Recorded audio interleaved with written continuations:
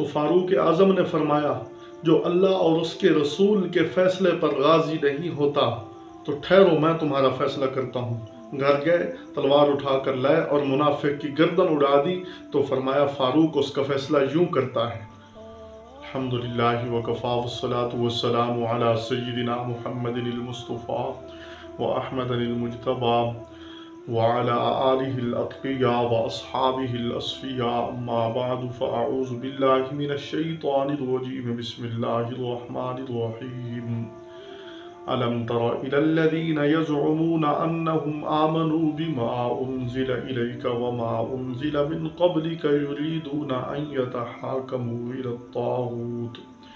إلى الطاغوت وقد أمروا أن يكفروا به ويريد الشيطان أن يضلهم ضلالا بعيدا وإذا قيل لهم تعالوا إلى ما أنزل الله وإلى الرسول رأيت المنافقين يصدون عنك صدودا فكيف إذا أصابتهم مصيبة بما قدمت أيديهم ثم جاءوك يحلفون بالله إن أردنا إلا إحسانا وتوفيقا أولئك الذين يعلم الله ما في قلوبهم فأعرض عنهم وقل لهم في أنفسهم قولا بليغا صدق اللہ العظیم۔ سورۃ النساء کی 4 آیات میں نے پڑھی ہیں، آیت نمبر 60 سے لے کر آیت نمبر 63 سمیت، 60 اور 63 یہ 4 آیات۔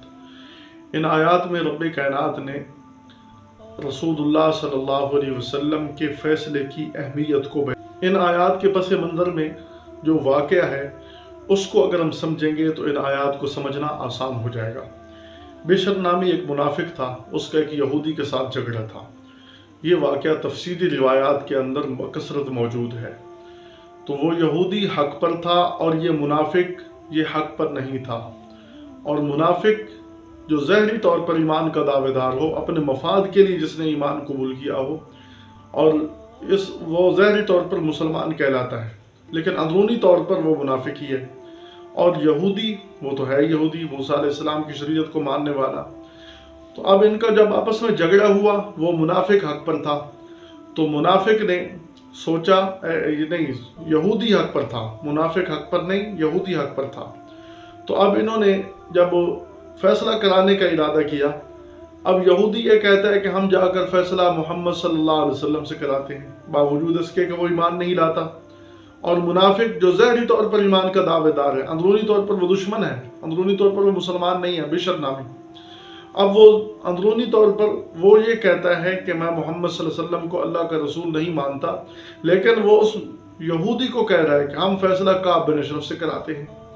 اب جو کافر ہے، صریح کافر ہے، وہ کہتا ہے کہ محمد صلی اللہ علیہ وسلم سے فیصلہ ہو، اور جو ظاہری طور پر مسلمان ہے وہ کہتا ہے کہ فیصلہ ہو کعب بن اشرف یہودی سے۔ اب طے یہ ہوا کہ ہم محمد صلی اللہ علیہ وسلم سے فیصلہ کراتے ہیں۔ وہ آئے، اپنا مقدمہ سنایا۔ آپ صلی اللہ علیہ وسلم نے چونکہ پیغمبر کی لب و لہجے میں، پیغمبر کے مقصد میں، پیغمبر کے جو اصول ہیں ان کے اندر کوئی لچک نہیں ہوتی، چاہے وہ قریبی ہو یا دور کا ہو۔ چونکہ یہودی حق پر تھا تو آپ صلی اللہ علیہ وسلم نے اس کے حق میں فیصلہ دے دیا۔ یہ منافق بشر نامی یہ ناحق تھا، تو آپ صلی اللہ علیہ وسلم نے جو فیصلہ صادر فرمایا وہ اس کے خلاف تھا۔ اب یہ یہاں سے اٹھے تو اب یہودی کہنے لگا کہ دیکھو میں اس فیصلے سے مطمئن نہیں ہوں، ہم چلتے ہیں عمر سے جا کر فیصلہ کراتے ہیں۔ یہودی کہنے لگا ٹھیک ہے چلتے ہیں۔ منافق کے دل میں یہ بات تھی کہ عمر یہود کے سخت خلاف ہے، عمر جو ہے نا اس کی گردن اڑا دیں گے۔ لیکن جب وہ گئے، فاروق اعظم کا دروازہ کھٹکھٹایا، وہ باہر نکلے، ان کو ساری بات سنائی، اور آخر میں یہودی کہنے لگا بھائی دیکھو آپ صلی اللہ علیہ وسلم نے میرے حق میں فیصلہ دے دیا۔ تو فاروق اعظم نے فرمایا کہ جو آدمی اللہ اور اس کے رسول کے فیصلے پر راضی نہیں ہوتا تو ٹھہرو میں تمہارا فیصلہ کرتا ہوں۔ غصے کے عالم میں اندر چلے گئے، تلوار اٹھا کر لائے اور اس منافق کی گردن اڑا دی، اور فرمایا کہ جو اللہ اور اس کے رسول کے فیصلے کو نہیں مانتا، عمر اس کا فیصلہ یوں کرتا ہے۔ اب جب یہ یہودی قتل ہو گیا، یہ منافق قتل ہو گیا بشر نامی، اس کے جو قریبے والے رشتہ دار تھے وہ اپنا مقدمہ لے کر رسول اللہ صلی اللہ علیہ وسلم کے پاس آ گئے کہ دیکھو تمہارے ساتھی نے ایک مخلص مسلمان کو قتل کر دیا، تو اللہ تبارک و تعالیٰ نے یہ آیات اتار کر فرمایا کہ نہیں، وہ مخلص نہیں تھا، وہ منافق تھا، جو رسول اللہ صلی اللہ علیہ وسلم کے فیصلے کو نہیں مانتا وہ گویا کہ منافق ہے۔ اور فاروق اعظم نے جو کیا وہ درست کیا، ٹھیک کیا۔ اور قرآن حکیم کا یہ شان نزول کا جو واقعہ ہے، اس واقعہ سے ہمیں سبق لینا چاہیے کہ ہم کیا اللہ اور اس کے رسول سے فیصلے سے ناراض تو نہیں ہیں؟ ہم اللہ اور اس کے رسول کے فیصلے کو دل سے تسلیم کرتے ہیں؟ اگر نہیں کرتے تو کہیں اسی ضمن میں نہ آ جائیں۔ اس لیے یہ بہت بڑی ہمارے لیے درس ہے، بہت بڑی نصیحت کی بات ہے۔ اللہ ہمیں سمجھنے کی توفیق عطا فرمائے۔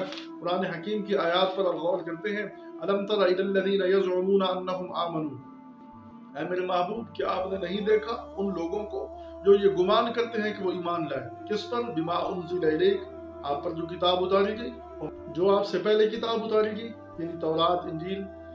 یریدون ان یتحاکموا الی الطاغوت، وہ یہ چاہتے ہیں کہ وہ فیصلہ کروائیں طاغوت سے۔ طاغوت سے مراد شیطان ہے، طاغوت کا معنی شیطان ہوتا ہے۔ اللہ کا غیر جس کی عبادت کی جائے وہ طاغوت کہلاتا ہے۔ طاغوت اس وقت طاغوت یعنی یہ مسلمانوں کے مقابلے میں کعب بن اشرف کو کہا گیا، کیونکہ یہ بہت بڑا شریر آدمی تھا، مسلمانوں کی حلف کیا کرتا تھا، مسلمانوں پر الزام لگایا کرتا تھا، مسلمانوں کی عورتوں پر بکواس کرتا تھا، تو یہ اس لیے اس کو طاغوت کہا گیا۔ اور طاغوتی طاقتیں اس وقت آپ صلی اللہ علیہ وسلم کے مقابلے میں کیسر و کسریٰ تھی۔ طاغوتی طاقت جو زبردستی لوگوں پر مسلط ہو جائیں، جن کو مسلط ہونے کا کوئی حق نہیں اور انسان کو انسان تک نہ سمجھے، وہ طاغوتی طاقت اس وقت کیسر و کسریٰ تھی۔ اور آج کے زمانے میں روس اور یہ امریکہ، یہ طاغوتی طاقتیں ہیں جو یہ چاہتے ہیں کہ جو بات ہم کریں ہمارے سامنے کوئی بات بھی نہ کرے، ہمارے سامنے کوئی بات بھی کرنے کے لیے تیار نہ ہو، تو وہ طاغوت یعنی جو جبری طور پر لوگوں پر مسلط ہو جائے۔ وَقَدْ أُمِرُوا أَن يَكْفُرُوا بِهِ، حالانکہ ان کو حکم دیا گیا تھا تورات کے اندر بھی کہ ان کا انکار کرو، شیطان کا انکار کرو، ان کی بات نہ مانو۔ وَيُرِيدُ الشَّيْطَانُ أَن يُضِلَّهُمْ ضَلَالًا بَعِيدًا، اور ان کو بتلایا گیا تھا کہ شیطان یہ چاہتا ہے کہ تمہیں گمراہی میں دور جا پھینکے۔ تمہیں جو ہے نا، شیطان تمہیں اچھا نہیں دیکھ سکتا، تمہیں گمراہ دیکھنا پسند کرتا ہے۔ وَإِذَا قِيلَ لَهُمْ تَعَالَوْا إِلَىٰ مَا أَنزَلَ اللَّهُ وَإِلَى الرَّسُولِ، اور جب ان کو کہا جاتا ہے کہ آؤ اس حکم کی طرف جو اللہ نے اتارا، وَإِلَى الرَّسُولِ، اور رسول کی طرف آؤ، تو کیا ہوتا ہے؟ رَأَيْتَ الْمُنَافِقِينَ يَصُدُّونَ عَنْكَ صُدُودًا، آپ منافقوں کو دیکھیں گے کہ وہ اس سے ہٹ جائیں گے، پیچھے ہٹنا۔ رسول اللہ سے فیصلہ کرانے سے وہ ہٹیں گے۔ کیوں ہٹیں گے؟ کیونکہ ان کو پتا ہے کہ آپ صلی اللہ علیہ وسلم نے بغیر کسی لچک لیے ہوئے فیصلہ صحیح صادر فرمانا ہے۔ اور وہ منافق یہ سمجھتا تھا کہ میں جب کعب کے پاس جاؤں گا، اس کو رشوت دوں گا، اس کی سفارش کروں گا، وہ میری بات مان لے گا اور میرے حق میں فیصلہ کر دے گا، اس لیے پیچھے ہٹ رہا تھا۔ فَكَيْفَ إِذَا أَصَابَتْهُم مُّصِيبَةٌ بِمَا قَدَّمَتْ أَيْدِيهِمْ، پھر کیا حال ہوا جب پہنچی ان کو مصیبت ان کے اپنی کمائی کی وجہ سے؟ انہوں نے خود غلطی کی کہ ایک دفعہ فیصلہ ہو چکا ہے، پھر جا رہے ہیں فاروق اعظم کے پاس فیصلہ کرانے کے لیے۔ فرمایا ثُمَّ جَاءُوكَ يَحْلِفُونَ بِاللَّهِ، پھر آپ کے پاس آئے قسمیں اٹھا رہے ہیں اللہ کی، إِنْ أَرَدْنَا إِلَّا إِحْسَانًا وَتَوْفِيقًا، کہ ہم نے تو وہاں سے فیصلہ کرانے کا ارادہ اس لیے کیا تھا کہ کوئی تطبیق کی، کوئی بھلائی کی صورت نکل آئے، کوئی ملاپ کی صورت نکل آئے، تاکہ دشمنی باقی نہ رہے۔ أُولَٰئِكَ الَّذِينَ يَعْلَمُ اللَّهُ مَا فِي قُلُوبِهِمْ، اللہ فرما رہے ہیں میں جانتا ہوں جو ان کے دلوں میں ہے۔ فَأَعْرِضْ عَنْهُمْ، آپ ان سے اعراض کیجئے، آپ ان کی بات کو سیریس نہ لیجئے، یہ غلط بات کر رہے ہیں، یہ منافق ہیں، جو انہوں نے فیصلہ کر دیا وہ ٹھیک کر دیا۔ لہذا وَعِظْهُمْ، کیونکہ آپ نبی ہیں اور نبی کا منصب یہ ہوتا ہے کہ لوگوں کو نصیحت کرنا، آپ ان کو نصیحت کرنا نہ چھوڑیے، آپ ان کو نصیحت کرتے رہیے، ہو سکتا ہے نصیحت ان کو فائدہ دے۔